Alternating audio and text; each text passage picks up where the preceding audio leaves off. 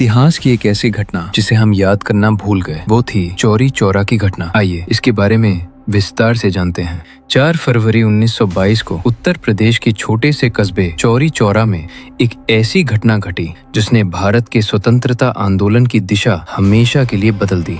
ये कोई युद्ध का मैदान नहीं था और ना ही ये किसी सशस्त्र संघर्ष की तैयारी थी। ये आम भारतीयों की एक शांतिपूर्ण रैली थी जहां लोग अपने अधिकारों और ब्रिटिश शासन के अत्याचारों के खिलाफ आवाज उठा रहे थे।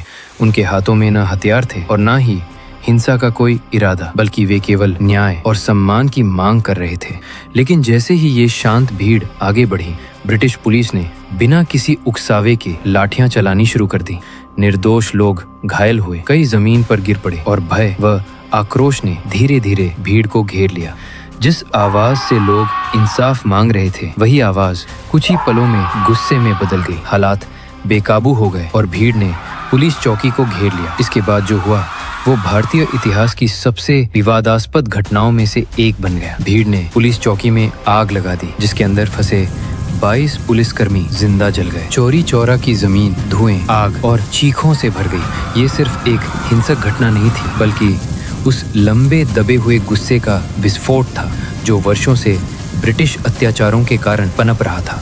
ब्रिटिश सरकार ने इस घटना को कठोर दमन का बहाना बना लिया। सैकड़ों निर्दोष लोगों को गिरफ्तार किया गया, झूठे मुकदमे चलाए गए और अंततः 19 भारतीयों को फांसी की सजा सुना दी गई। न कोई रहम दिखाया गया और न ही न्याय की परवाह की गई। ये क्रूरता पूरे देश को झकझोर देने के लिए काफी थी।